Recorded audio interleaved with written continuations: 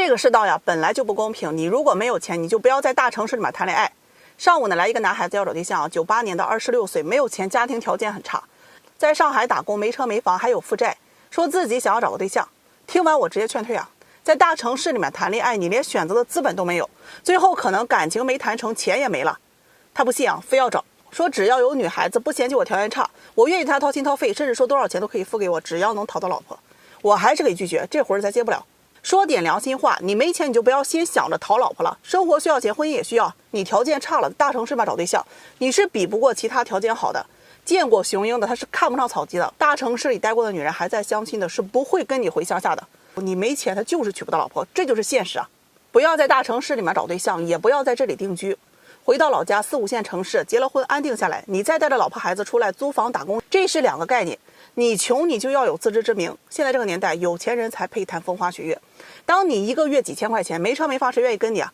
就算恋爱脑上头跟了你，结了婚，车贷房贷扣完之后，生孩子的费用还要借的时候，你就会发现自己没什么资本谈恋爱，活着都费劲了。你要么往死里对这姑娘好啊，留住她，可你的承诺你觉得你又能维持多少？你会发现普通人的婚姻里面的鸡毛蒜皮，99%都可以用钱解决，剩下的1%是需要更多的钱。前些日子有个男士38岁来找对象，让我给拒绝了。相亲了整整10年，他也是在大城市里没车没房，老家农村自建房啊，父母帮不了，做维修月薪在4、5千，游走于大城市里的各种婚介以及各种媒婆，还有一些大厂的这个饭堂之间，因为大厂的女工比较多嘛。这么多年谈了有3、4个都没能结成婚。一开始他谈得很认真啊，给女孩子也花了不少钱，以至于自己每个月是入不敷出的状态。后来呢，觉得真正能跟他想过日子的女人不应该这么物质，于是他又很抠的对待后面的女孩子。结果人家女方觉得他条件不行又不大方，那就算了。难得谈了个半年的，他提出想去看看女方的父母，拜访一下，女方给拒绝了，觉得男方你在城市里没车没房，他父母肯定不同意，就拖着不见面。男方表示自己老家是有房子的，等结婚可以在城市里面打工，然后一起回老家嘛。但人女方已经30岁了，这个年龄的女人普遍又现实，没有房子是几乎不嫁的，又分了。他就很迷茫，为什么自己就是娶不到老婆？来找我啊，我也给拒绝了。如果你条件差，你就要有自知之明，并非看不起你，而是希望你能够看清现实啊。我劝他回老家找个离婚带女玩的，在城里努力赚钱，把对方的孩子当自己的孩子，物质条件上面该付出就要付出一些，重点看看女方的人品，只要人不错，愿意跟你踏实过呀，你就娶了。他听完不愿意给女方养孩子呀，说自己赚的不多，再养个别人的孩子，自己的孩子都养不起了。这个时候你就会发现，他的认知决定了他只能单身。你都穷的，别人都嫌弃你了，都没人跟你了，你还不退让，那就真的娶不到老婆了。我在这里也劝那些在大城市里面打工的男人，好好赚钱。如果能发展起来，你就留在这个城市；如果发展不起来，你就回老家托人找对象。在城市里待过的姑娘，她的择偶阈值你承担不起的，即便谈了，你最后也买不起单。自我认知是个很好东西啊，买不起你就别碰，好好去工作。生活都不能保障了，你拿什么去保障爱情啊？还有，不要不切实际的幻想。有一天呢，幻想着自己能创业成为大老板，开着大奔回来娶老婆呀。年龄也很重要，遇良人则成家，没遇到呀，就在你条件差的时候努力搞钱吧。宝，再会。有一位98年的姑娘来找对象自己带了6个小伙子的资料，让我来给选一选哪个更适合结婚啊，他好重点发展哪个。哎呀，你搁那选妃呢？我一看这6个呢就是葫芦娃呀，各有各的长处，有的很帅没钱，有的是有钱不帅，有的是有地位但家里条件差，还有一位挺有意思就是太有钱了，7套房，他又不放心，他就问我该选哪个啊。今天呢，我们不讨论骑驴找马养鱼这事儿，我想说的是很多人压根儿不会相亲根本就不知道自己该找什么样的。阿姨，我今天学院车里放假，跟你们唠唠相亲到底该怎么相。首先，你相亲之前你要清楚，你相亲是干嘛的，不是玩呢，是要结婚，对吧？既然结婚，那你相的一定不是条件，一定是这个人。相亲呢，是你要去展示自己，了解对方，确定他是不是你要结婚的那个人啊。如果是，那我们就谈恋爱看看；如果不是那就及时止损。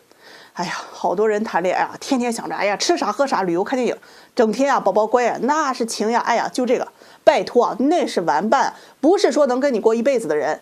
你看看那些爹系男友、娘系女友的，祖宗闺蜜系的，你扪心自问一下大家都是普通人，谁能够掏心掏肺这样对你一辈子啊？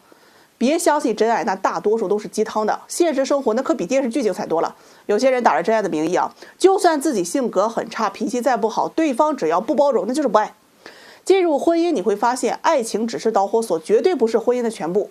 它的主导地位会越来越被削弱，将会被亲情和合作关系取代的。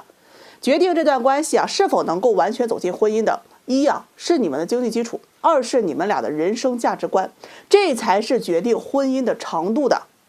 经济基础呢，就是你所谓的能接受他的物质条件，是否有稳定的工作和持续的收入，这对家庭稳定很重要。有些不思进取的人只爱抓这一个点，要车要房，眼高于顶，贪图别人的东西，自己要啥没有咱就不说那些人了，说点正常人找到这个人之后彼此互相很有好感，那就谈恋爱看看，不要整天的慢热矜持爱答不理，这些就是不喜欢，那就赶紧换人。谈恋爱具体要谈什么？首先呢，你要了解对方的家庭，双方的教育背景，各个方面能不能融合到一块儿，这个是很重要的。再有基本的人生观价值观，这一块也特别的重要。你最在乎什么？你的底线是哪里？哪些是不能碰的？他的底线又是什么？你们彼此之间性格是否愿意去包容理解，认同的将来的生活状态是怎么样的？如果一个人在精神世界里追求高大上，而另外一个人则是极端的物质化的存在，我可以断定你们俩根本过不到一块去。谈恋爱是让你看你能不能接受他这个人的脾气、性格、习惯，你们的相处模式你是否喜欢，那不是很喜欢你能不能去忍受，他身上最喜欢的东西和你最讨厌的东西哪个才是最重要的，你要去衡量这些东西的。生活习惯是可以磨合的，你吃辣他吃甜都可以的，他打呼噜你也能适应，他懒你勤快也可以接受可大脑里面这些思维意识是很难磨合的，大家都是成年人了，基本的东西都已经成型了。你要记住一点所谓一方愿意为另一方去改变凭什么呀？爱你一辈子吗？别搞笑了，这真的不亚于一次轰轰烈烈的给你洗脑一辈子。有些观念是改不过来的，成年人嘛，只选择不教育。最终能够和你长时间生活在一起的人，他的车房条件，他的外貌长相不是最重要的，而是和你在生活方式、情感模式、脾气性格、层次以及阅历大体相当的那个人。所以不要去相亲把对方的条件看得太重，一定要把这个人看得很重要，看一看他的人生价值观和你是否对等。还有奉劝那些一天天不思进取还幻想着去找那完美另一半的人，认清楚现实吧，不要自己什么都没有就想找那什么都有的，整天说自己单身的原因那就是宁缺毋滥。想想真的有点搞笑凭什么人家完美的伴侣会跟你在一起人也瞎呀。昨天下午有一位53岁女士来找我，她说她有对象，问我还来得及吗？我当时有点懵的她给我的印象就是打扮得很精致，但岁月在脸上依稀可见。她说自己53周岁，名校硕士，企业高管，车房都有，存款也有7位数。听完呢，我就问她孩子多大了，她说这一辈子没结婚也没生孩子。那一瞬间我真的很震惊我做这个行业很久了，遇到这个年龄段不婚不育的确实不多。她又跟我说了她以前的一些事情，经过她本人的允许呢，我给大家分享一下。20多岁呢，她谈了第一个男朋友，两人同学谈了2年多的感情。男方每个月赚的钱是舍不得吃舍不得喝的给了女方，那时候交通不太方便两人经常坐大巴车来回看。现在想想那个男朋友是她觉得是最好的那一位，但女方的妈妈不同意觉得男方家里条件差兄弟多，工作也不好，说什么也不愿意。女方呢也觉得自己家里条件太差了，就特别想找一个条件好的，因为不想再过这种苦日子了，就听了家里人的意见提了分手。男方自尊心很强，一气之下就断了联系去了南方发展。后来呢，女方毕业分配就当了学校老师。那个时候老师这个职业就特别的吃香，很多媒人都抢着给他介绍对象，当官的有钱的家里条件好的太多了，他就有一些眼花缭乱，不知道要选哪一个。家里就劝他物质条件好那才是最重要的。于是他又谈了2个有钱的，但都因为性格不合分手了。他的性格就属于那种比较强势的一方一遇到问题呢就会争论个是非对错，从来都不肯低头。男方觉得受不了就分开了。虽然谈了几段分手了，但他的条件依然还是很好的，人也聪明考上大学，读了本科，读研究生，一时风光无限。那个时候很多男孩子都追他。人的心理就是这样子当你被条件很好的人追过之后你就会自认为自己是配得上条件更好的了。他就开始挑挑拣拣，看谁的条件更好谁的性格更合适，谁长得更帅等等。最后是没一个看上的，年龄呢也跟着拖大了。那个年代你30还不结婚是会被笑话的。他有段时间特别焦虑觉得找个条件不错的就嫁了吧，可自己又很不甘心随便找一个，但是又纠结自己年龄大了生孩子怎么办呢？当年就有一个小伙子刚30岁人很好，自己呢也比较吃苦，就开公司，有车有房子，条件也很好，就是个子长得矮了点。他就特别纠结想着条件好矮就矮吧。2个人本来就是要结婚了，结果男方父母出了意外，母亲离世，父亲瘫痪在床，常年都需要人去照顾的，他就考虑到自己以后的生活质量，提出了分手。男方呢也留过几次，但是没有留住，就没有再找他了。后来呢，他又谈了几个，有的是男方原因，有的是他自己的原因。一晃呢，35岁了还是没有结婚，家里父母就催得很厉害啊，也不要求什么条件好的了，只要是人啊，这个合适，有个稳定工作就行了，离婚的也行，别挑了。但这姑娘却觉得呀，自己已经挑到现在了，想让他找个条件差的，这心里特别的不甘心。虽然要求没有之前那么高了，但还是要求男方必须有房，工作是公务员，铁饭碗，或者是做生意的老板，父母得有退休等等。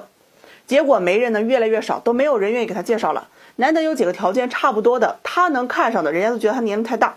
后面呀，他干脆直接摆烂，想着找个低质量的结婚啊，那不如不结了，就加入了不婚主义。那个时候谁劝都不好用啊，他就是不想结婚，不是自己不想，而是确实不愿意去将就。他也想找个条件不错的，也喜欢他的，愿意包容他的人去结婚，可是找不到啊。后来呢，家里人也跟着放弃了，既然已经这样了，那自己能照顾好自己就行了。在他48岁那年，他的母亲生病，坚持了2年之后走了。去年呢，他的父亲也因为脑溢血走了。父母的遗产，他们兄妹是4个啊，分完之后呢，这没了父母，大家走动就更少了。这每天下班回到家呀，看到家里空荡荡的房子，以前能给父母打个电话说说话，现在也没有人说了，从来都没有的那种很强烈的孤独感。他现在每天都在坚持的锻炼身体，希望自己的身体能够一直健康。他特别害怕哪天去了医院都没有人管他，他也害怕自己有一天生活不能自理怎么办，死了连个披麻戴孝的人都没有。好在呢，现在收入还可以，攒了很多钱，他也不敢花太多，这有钱啊都能安心一些。他在网上加入了一个一辈子都没有结婚的小团体，大家互相精神鼓励，互相说着无儿无女，要是死了他们会互相送终。他说他现在特别的后悔，如果时间能够回到30年前，他一定会在他最好的年华里找个人品最好的人结婚。你到老了之后，你就会发现金钱物质不是最重要的，而这个人可以陪你厮守50年，不论柴米油盐酱醋茶，也不论酸甜苦辣，不论生老病死，都能够很泰然的和你相互扶持。